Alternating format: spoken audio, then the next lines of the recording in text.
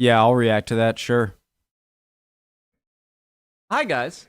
Hope everyone's doing well. My name's Connor. If you're new, if you haven't seen me before, hello. I like to try and learn things. Sweeney, great channel. Preemptive, like, we're learning about Poland today, obviously. Learning caps on, everyone.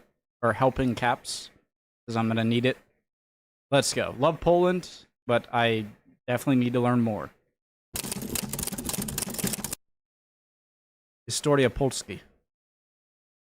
If you live in Central or Eastern Europe, you probably grew up hearing the folktale of the three brothers, Lech, Czech, and Rus, the three legendary patriarchs of the Slavic people. This sounds familiar. I don't know anything about it. While out on a hunting trip, the brothers had a disagreement, as brothers do, on which prey to follow, leading them to split up. Czech, the eldest of the brothers, followed his prey to the Czech clans. Rus, the youngest, went east and became the founder of Russia. And Lech, in the middle, founded Poland. Because who cares about consistency? The tale differs slightly from place to place, but many include that Lech traveled north as he followed a beautiful white eagle. The eagle landed in its nest at sunset and looked very breathtaking against the red sky. Lech took this for an omen and decided that the land would be his new home. The white eagle is still a symbol of Poland, blazoned against the red sky of their flag. Guys, question. Serbia has a white eagle on its flag, doesn't it?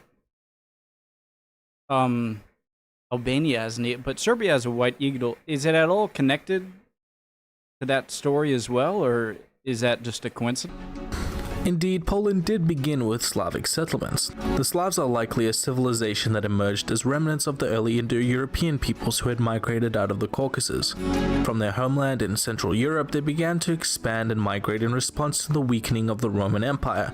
You'll remember this from previous episodes as the Great Migration period. The Poles loved their new home, which they shared with Germanic tribes from Scandinavia and the occasional Asian nomadic raiders. The Slavs of Poland were organized into smaller tribes living in and around the Baltic Sea and the Vistula River Delta. They united under Poland's first official leader, Mieszko. Mieszko was a Duke of the Polands. This was a good gig to have since the tribe eventually became the name of the whole country, Poland. Mieszko was a member of the noble house of Piast, whose dynasty would rule Poland for centuries. With his baptism in 966, the country slowly abandoned traditional Slavic paganism and adopted Western Christianity. Mieszko's son Bolesław the Brave expanded the territory south into what he hoped would be a strong regional power, but alas, it was a bit too early for that still. He established the metropolitan see at Gniezno, forming the headquarters of what would become the Catholic Church in Poland.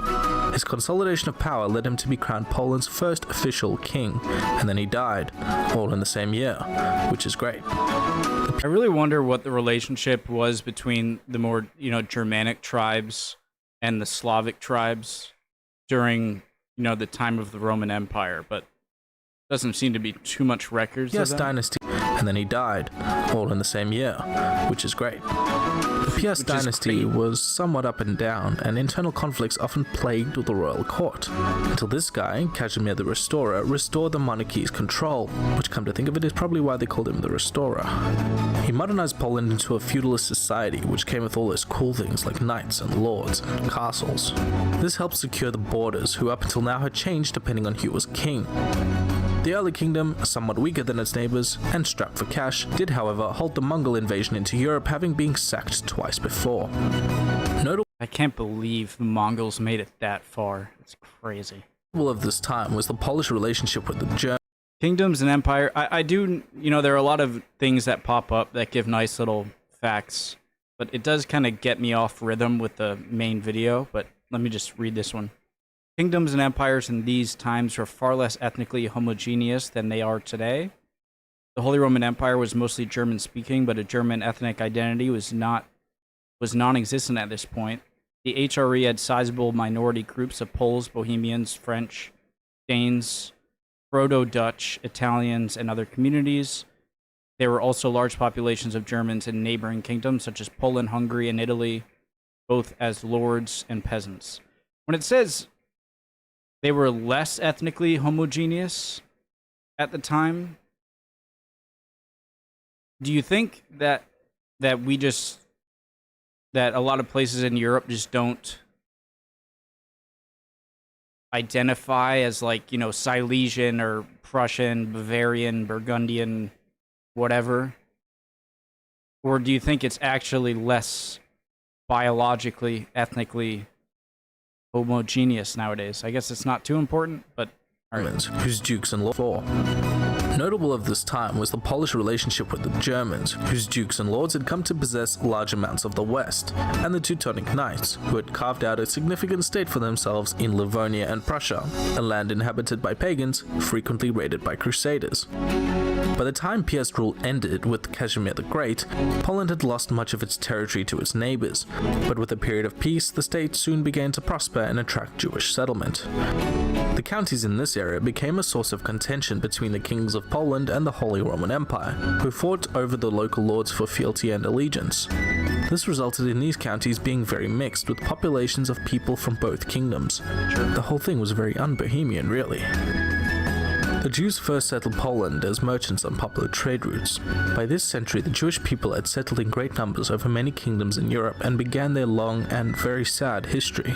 They were expelled by the masses in all the countries they settled and were often victims of massacres and worse, crusades. Successive expulsions led the population in Poland to swell, which was a comparatively more tolerant society, which became a center of Judaic learning and culture as the centuries continued. However, things weren't always super peachy, and anti-Jewish riots often erupted in Polish towns, and synagogues were frequently burned. King Casimir the Great, dying without an heir, left his kingdom to his nephew Louis, the King of Hungary. Louis left his now 3 kingdoms to his daughters, one of whom died unexpectedly, the other, who was supposed to inherit Poland but inherited Hungary instead, and the last one, Jadwiga, who got Poland. The nobles of Poland welcomed Louis's daughter and crowned her king. Yes, king, not queen. Don't ask. Jadwiga's life would not... Don't ask, but I'm curious. Yes, king, not queen. Don't ask. Okay. Jadwiga's life would not be unlike a medieval television drama, as she was simultaneously engaged to both the Grand Duke of Lithuania, Jagaila, whose kingdom was huge and powerful, and the Habsburg Duke of Austria, who was inbred and fat. I think she made the right choice. The union of Jadwiga and Vladislav formed the Polish-Lithuanian Union, which was now the largest country in Europe under a single monarchy. Wow, Black Sea to Baltic. The Lithuanians had become a strong military power in the previous century, capturing large amounts of Russian and Mongol land. The now combined countries spread from the Baltic to the Black Sea. The Lithuanians, with their far smaller population, never ventured too far from their castles. Why would you? And preferred to rule Ruthenia from Livonia instead. So by the time of the Union, the much larger Polish population came to dominate the Ruthenia lands, spreading the language and the culture, eventually dwarfing their Livonian allies. The Teutonic Order, that German state on the Baltic, had become somewhat of a bad neighbor, leading raids, crusades, and plundering castles, or otherwise stumbling drunk into Polish-Lithuanian territory, starting fires and whatnot. Okay, question. You can fast forward if you want to. I thought the term crusade was specifically a Christian military conquest to, you know, Jerusalem or like the Holy Land, you know? But does crusade just mean any war that a Christian army waged on another for religious reasons? Is that... The union of the two states proved that. beneficial, handing the Knights a crushing defeat at the Battle of Grunwald in 1410. They also fought numerous wars with the Muscovites, Tatars, and Ottomans. Noteworthy of the Hegelian period was the efficiency of the feudal system and the pseudo-democratic nature of the parliament, who set up sophisticated bureaucracy for king approval, or disapproval if you are unlucky. Within just a few decades, the Teutonic Order had completely lost their state, with the western half being annexed directly into Poland and the rest becoming a fief of the Polish crown. This gave access of Poland to the prosperous Baltic seaports and an explosion in trade. Keep your eye on this, it becomes important later. Hanseatic? The Prussian fief would later be inherited by a duke from Brandenburg, a state within the Holy Roman Empire. Sorry. The Prussian fief would later be inherited by a duke from Brandenburg, a state within the Holy Roman Empire, a trend which would become ever more troublesome as lords within the HRE would increasingly inherit lands outside the imperial borders. The HRE was weird, don't worry about it. Acquiring Danzig or Gdańsk had huge economic benefits, and cities swelled in size in response to the trade boom, like Poznan, Lwów, and the capital Kraków, and most notably Warsaw. Warsaw, or Warszawa in Polish, was up to this point Why is Krakow pronounced Krakow, but Warsaw isn't pronounced Warsaw? It's not important. And most it kind of is important. I'm curious, but notably Warsaw. Warsaw, or Warszawa in Polish, was up to this point just a small fishing village. Legend has it that a fisherman named Warsz happened upon a mermaid in the Vistula River named Shawa. The two married and found the town of Warszawa. The Poles, like most Europeans, were often embroiled in wars, and this made famous their heavy cavalry, the Winged Hussars, and the which Winged I'm sure I'll be mobbed and lynched if arrived. I don't talk about. Initially a contingent of Hungarian mercenaries, the Hussars soon became an elite shock cavalry so powerful they allowed the Poles to win many otherwise hopeless battles. Battle of Vienna. Crucial. The Hussars' cavalry so powerful they allowed the Poles to win many otherwise hopeless battles. The Hussars became the envy of Europe, the most powerful and disciplined heavy cavalry the Middle Ages had ever known. And Okay, this is interesting. The wings on the Hussars made loud noises when blown by the wind. This served to train and condition the horses, intimidate the enemy, and also provide protection for the rider's rear. The most famous use of the elite cavalry was the Battle of Vienna, where the Poles completely obliterated the Turkish army, halting their advance into Europe. Yeah, I've learned about that, and it seemed like if they didn't arrive, like Gandalf arriving at the Battle of Helm's Deep, that's kind of what I picture. It seemed like the Turks, Ottomans, were going to win. And so that's kind of how the Stuka, the German fighter planes in World War II, kind of had that iconic sound that might have made drag more of a problem, but it just created a terrifying noise. Still a matter of intense national symbolism of Poland. The 16th century was a really big one. It included the Protestant Reformation, affecting mostly German parts of the kingdom, wars against the encroaching Ottomans invading Europe, advancing in science and literature with Copernicus, devising the heliocentric model of the solar system, the nationwide codification of the Polish language, and the biggest one, the changing of the Polish-Lithuanian Union into the Polish-Lithuanian Commonwealth, a single political entity ratified by the Polish Parliament, or Is Nikola Tesla Polish? I might sound like an idiot there. I could definitely have gotten that wrong, but Same. With a single political entity ratified by the Polish Parliament, or Sejm, with elected rather than hereditary kings. The Polish-Lithuanian Commonwealth, or just Poland for short, became a center of power and commerce, and a bulwark against invading Turks would become a larger and larger problem for the European powers since their humble beginnings. look at how much land they had in Europe. That is crazy. In Central Asia. During the Polish-Muscovite War, the Poles became involved in the Russian succession crisis, or the Time of Troubles, and began flexing their muscles with their famous hussars. They even occupied Moscow for a short period, but were soon driven out because invading Russia is simply impossible unless you are the Mongols. The series of northern wars and the Russo-Polish War left the Commonwealth in a very precarious and weakened state. This was aggravated by the election of Polish kings, which opened the door for other nations to meddle in Polish affairs, which they did, a lot. During the wars, the Commonwealth lost the territory of Livonia and was devastated by the so-called Swedish Deluge, leaving much of the nation in ruins. Poland became weakened during the Great Northern War against Sweden, and during the War of the Polish Succession. Who was the Swedish king, young king who died and he had to flee to the Ottoman Empire, and I think that's how Swedes got Swedish meatballs. Charles XII? It became increasingly clear that Poland's fate was going to be decided by its neighbors. The Polish parliament became ineffective. Those are very surrounded by Prussia, Austrians, Ottomans, Russians, not a... The fact that Poland is still an entity, and a very strong one today, is so admirable, insanely impressive. Due to complicated veto laws. You're in the middle of the European plain, you don't have great defenses, and you're still a very important country. Is just which made amazing. The Polish parliament became ineffective due to complicated veto laws, which made passing reforms or mounting resistance to invasion nothing if not impossible. The political limbo and the sheer size of the Commonwealth started to make cutting pieces out of it look pretty attractive. The last king of Poland, Stanislav II, was elected in 1764 as a puppet of the Russian Empire, aided greatly by the fact that he was in bed with Catherine the Great. Stanislav did attempt reform to try and save face, but was aware the kingdom was on its last breath. Before long, the first partition of Poland was enacted, dividing the outlying provinces between Austria, Prussia, and Russia. In dire straits, the parliament was powerless to stop the invading troops and forced to ratify the new borders. The Great Sejm tried once more to reform by drafting a formal constitution inspired by the liberties of the French Revolution, but it was enough to provoke Russia again, who saw France as an enemy and Poland as a sympathizer to anti-monarchical sentiments. Pro- and anti-constitutional forces became embroiled in a war, and Russian forces invaded to broker a defeat to the Republican movement. With an agreement signed with Prussia, the two nations annexed more.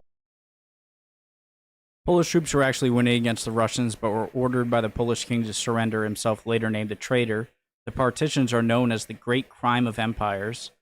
The world look on with shock at the brazen destruction of Polish sovereignty. Well, luckily, the world learns their lesson and never does that again to Poland, except not because Germany and Russia do it again.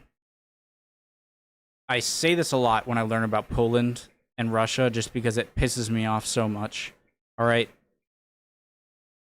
Few things anger me more in history than Russian control of Poland, de facto control of Poland after World War II.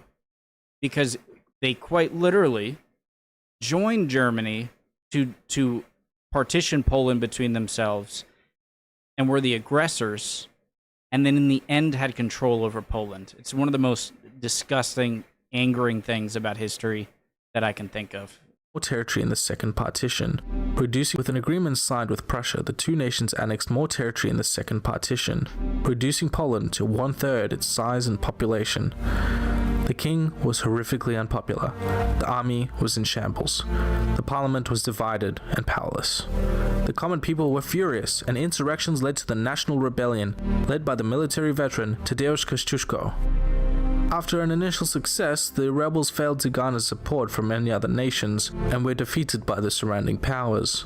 In 1795, the Austrians, Prussians, and Russians decided to put an end to the rebellious Poles and invaded them from three sides.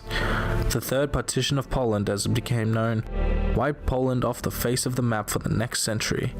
Millions of Poles now found themselves subject to whichever nation they were divided into, isolated from one another, and Poland ceased to exist. A Poland left beaten, a Poland left broken, stripped of their right to assembly and the right to their language. A multi-ethnic population now absorbed into three separate empires. With tensions with France rising in the west and all three of these nations coming into Napoleon's crosshairs, what was the future of Poland to be? The turn of the century brought with it uncertainty, rebellion, and hiding beneath it all, a spark of nationalism ready to be stoked. Life under imperial rule wasn't great, and the Poles began searching for a way out almost immediately. Restrictions had been placed on their language and religion. They were treated as second-class citizens. Many musicians, artisans, poets, and engineers all fled political persecution and lived out their days in exile. A people hard to quell, a people in search of solidarity. If only they could get help from someone on the outside. Napoleon, a despot, a tyrant, a threat to the monarchy, or a champion of the republic, a breaker of subjugations, a military genius with bold ambition. Maybe a bit of both. Napoleon was all of these things, and none of them. But to the Poles he was hope. Poland ended up being an important ally of Napoleon during his coalition wars, and he had granted them autonomy under the Duchy of Warsaw in gratitude for their help. I'm a bit ashamed of myself for learning quite a bit about the Napoleonic Wars and not knowing that. A little ashamed. But after the failed invasion of Russia, the Poles found themselves once again occupied by the advancing Russians, who then annexed more territory than they had in the partitions. The brief rebellion by the Polish people now vanished with Napoleon's exile. So was it all for nothing then? Well, not really. The Age of Rebellion kept alive the spark that had burned brightly with Napoleon. Uprising after uprising was fought, and each generation was taught of the one that had preceded it, inspiring. Yeah, it might have been kind of like a checkpoint. I'm going to use like a video game analogy. No, that's a terrible analogy.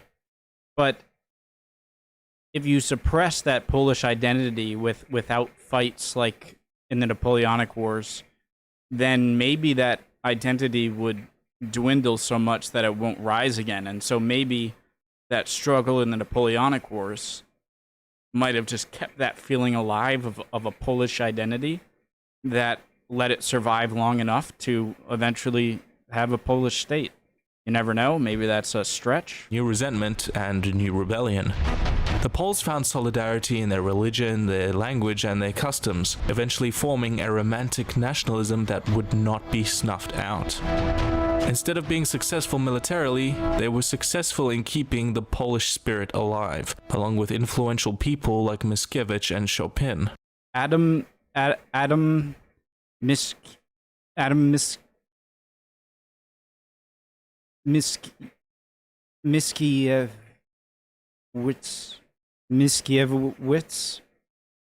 I'm sorry. Poems about partition Poland inspired many of the rebellions. Frederick Chopin, Poland's famous composer, is known for drawing on the failed November uprising as inspiration for his music, which was called a canon buried in flowers, for its ability to cause rebellions.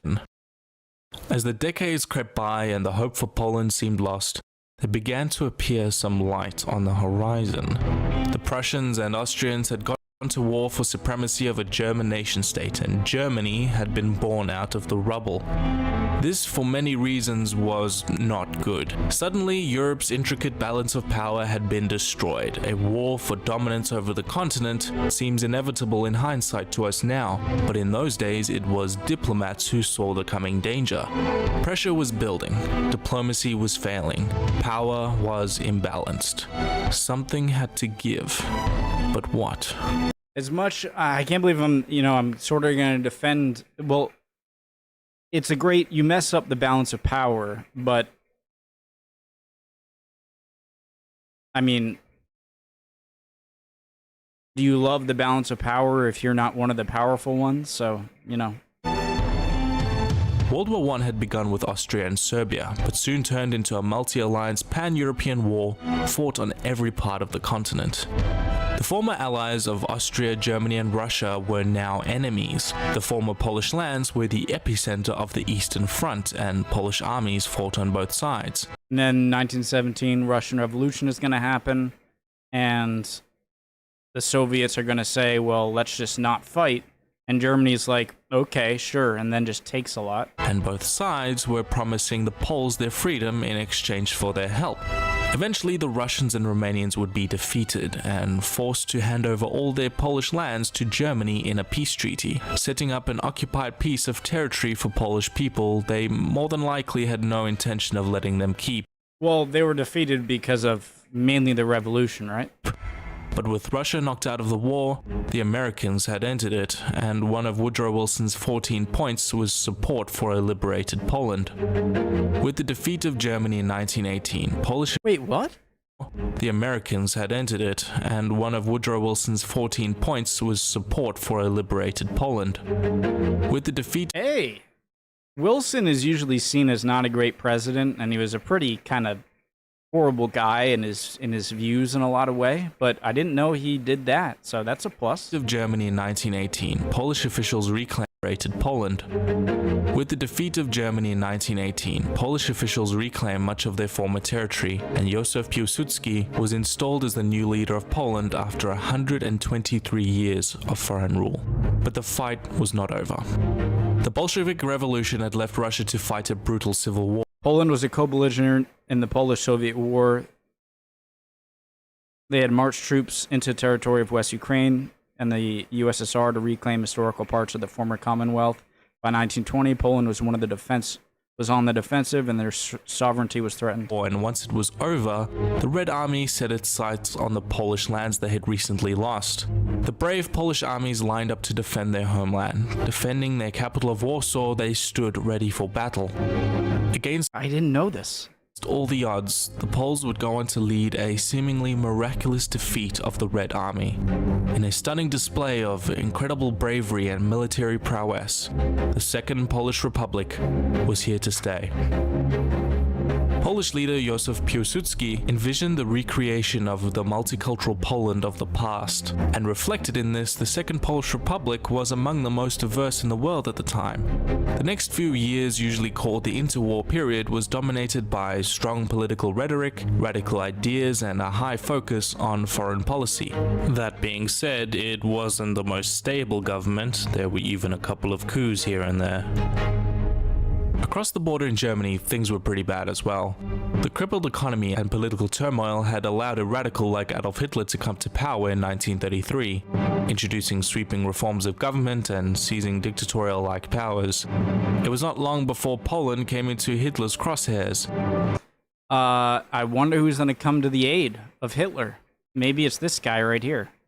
Invading the Republic would allow Hitler to attain many of his short-term goals, such as seizing the industrial heartland and reaffirming Germany as a military power, but also his long-term goals of eradicating Jews and other undesirables and invading his arch-rivals, the communist USSR.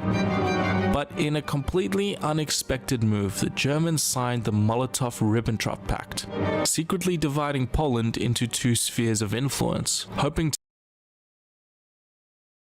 So, the common Soviet reaction and even Russian reaction with the or common Soviet excuse for invasion and the recent Russian excuse to invade Ukraine in 2022 was to fight against fascist threats, right? And with that, they committed many war crimes, but because they ended up eventually on the Allied side, none of them were known. But I know in Ukraine, in the Baltic states, attempted to in Finland, and definitely in eastern Poland, they committed horrific acts very similar to Nazi atrocities in Poland, but nobody talks about that. And then at the end of the war, they effectively control Poland, and that I can't think of a more infuriating historical reality that to bide their time and not fight a two-front war. Good job, guys. I think that'll work out. The German army invaded Poland on the 1st of September 1939, beginning the Second World War. They were the first to taste the German blitzkrieg, a radical new form of lightning warfare designed to punch deep into enemy lines and surround them, cutting off their defenses. Poland was not ready for this. Europe was not ready for this. The world was not ready for... Even if Poland was ready for this, more ready than they were, you had two of the most effective, largest armies in the world, giant powers in Nazi Germany and Soviet Russia, barreling down on you with little Allied help. I don't see what you could have done. Or the Blitzkrieg. Poland fought bravely in defense of their homeland, but they were defeated in a few short weeks, Warsaw being heavily bombed until September 27th. Just to briefly clear something up, one myth spread by German propaganda was the ineptitude of the Polish army using sabred cavalry against the German panzers, which is completely false. There is no record of this ever happening, and both sides had highly armed cavalry units. It wasn't that uncommon. The fall of Warsaw, however, would not be the end of the fight. Thousands of troops evacuated and joined the armies of the Allied powers and continued to fight throughout the war. I heard that the Polish army personnel that, a lot made it to Britain, I believe, were some of the most viciously, not vicious, but just like capable and destructive forces of the Allied forces in Britain. I'm not exactly sure of that, but I've heard of that, and I can't see how that wouldn't be the case, seeing how their country was dissected. Many thousands more civilians and soldiers went into underground resistance in towns and forests to continue fighting the Germans and the Russians. Guerrilla warfare. Poland was one of the worst fared nations in World War II. Combined military and civilian casualties, Poland lost the highest percentage of any population in the war, with 1/5 of Polish citizens dying in combat or in mass executions. Of the 6 million Jews killed during the Holocaust, half of them were Polish. As the Red Army advanced into Polish territory in 1944, Guys, I know Auschwitz is in Poland. Is Birkenau also in Poland? Because if the two most deadly death camps in World War II are both in Poland, I think it probably is. The army in Warsaw rebelled against the German occupiers. They hoped that the Soviets would join them to retake the city from the Nazis, but this would not happen. The Soviets were not their allies, nor did they come as liberators, and stopped outside of Warsaw and watched and waited as the Germans slaughtered the Polish resistance, ignoring their radio calls for help. Once the Polish army was killed and the Germans had retreated, the Red Army marched into the pile of rubble where Warsaw had once stood. The Red Army had also uncovered the brutal death camps in Poland, set up to exterminate Jews and other minority groups by the Nazis. News of this horror would soon spread throughout the world. With the Polish Foreign Army and the domestic army now fighting on both fronts, the European theater ended with the joint occupation of Germany by the Allied armies in the west and the Red Army in the east in 1945. Poland lay in waste and ruins, swapping out one occupying army with another, and one madman dictator for another. For better or worse, I know that the Soviet Union was critical, maybe the most critical power in ending Nazi power. Okay, I know that. And I know that, you know, upwards of like 20 million Soviets would die in the war. But as true as that is, I cannot ignore the fact that they committed Nazi-esque atrocities in Poland and Ukraine and in the Baltics, and they helped start the war with Germany. Like, I can acknowledge both of those things. First, the Red Army was once again on Polish soil, and the atrocities and war crimes they committed on their advance meant that their stay would likely be an unpleasant one. I really wish the Western powers would have been more assertive in making sure Poland would be not occupied by the Soviets. I don't know how and how practical that might have been, but uncertainty was on everyone's mind. The citizens of this Central European nation could feel Stalin's cold, clammy hands at their throat. Would their sovereignty stay intact? Would they remain a people inspired by liberty and stoicism? How could they face the challenge of rebuilding their nation and come to terms with the brutality of the Holocaust? As the British, French, and Americans strained their eyes to watch and see what the Soviet government was going to do next, their view became obscured by a giant iron curtain. Poland's post-1945 state was one that was pretty unrecognizable from anything that came before it. The most glaring detail was the new republic's borders. The Soviet Union forcibly annexed the eastern half of the nation they had originally invaded in September of 1939. In compensation for this, they awarded Poland the territories of Silesia, Pomerania, and Prussia from Germany. Multiples of millions of Poles and Germans were forcibly expelled from their respective homes, in the largest ethnic redistribution in history. After the war, the infamous Nuremberg trials tried the Nazi leaders for the Holocaust and war crimes committed on Polish soil. The Soviets escaped similar trials for their own war crimes since they joined the Allies in the late stages of the war. The Soviet regime would never answer for the Katyn. That is I know the geopolitical implications of trying to try Soviets for war crimes when they helped to defeat the main enemy in the Nazis. I understand why they did it, but if you committed war crimes on vast scales, what if you committed war crimes? You committed war crimes. Massacre of 22,000 Polish officers, the deportation of 1.6 million POWs to Stalin's gulags, or the rape and pillage committed by the Red Army. Poland remained behind the Iron Curtain as a puppet state for the Soviet Union.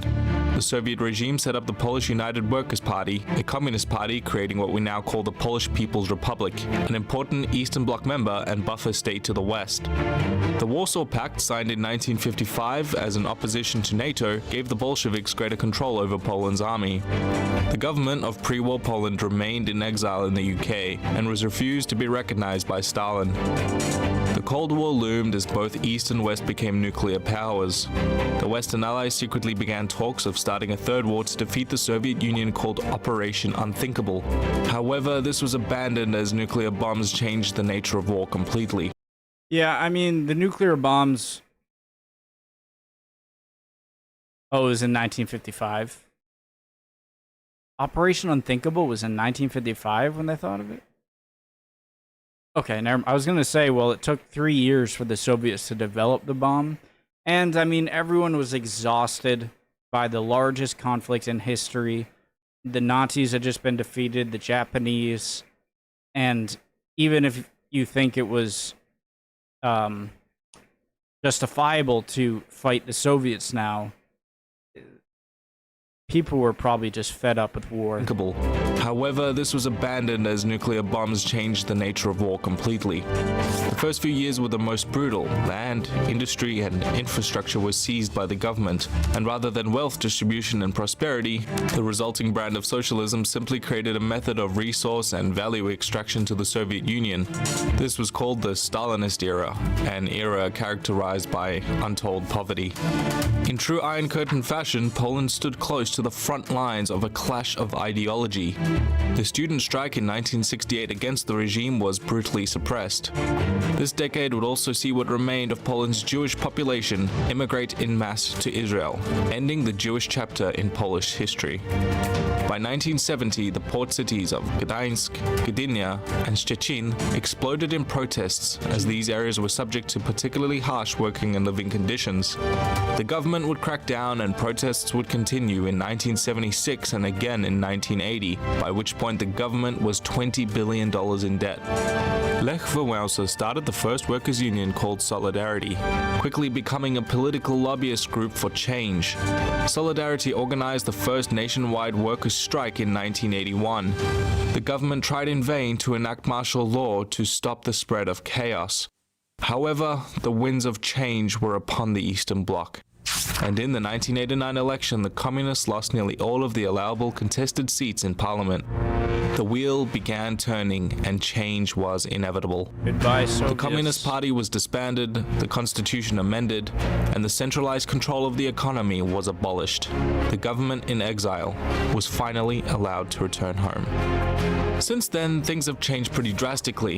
In 1999, the Third Polish Republic officially joined NATO, signaling a huge westward shift in foreign policy. By 2004, they became part of the European Union, helping stabilize the growing economy. It has been a very long and hard road for Poland. The very center of World War II tensions in Poland had left the nation in rubble, only to be then absorbed into the oppressive regime of Stalin's communist bloc. A common observation made by no less than Winston Churchill is that while the war had brought an end to totalitarianism, The state of Poland seems to be unending tragedy, but the fate of Poland seems to be unending tragedy, and we who went to war ill-prepared on her behalf watch with sorrow the strange outcome of our endeavors. and tyranny in Western Europe, in Eastern Europe, it had really only just begun. And sometimes it's important to remember that.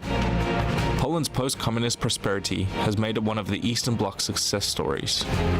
And who knows, maybe one day, Poland can into space. Great video. I feel like I talked a bit much. I'm like 15 minutes over the video for a reaction. Not bad, but I love Poland. Poland is one of my favorite countries. Definitely one of my favorite countries in Europe. Your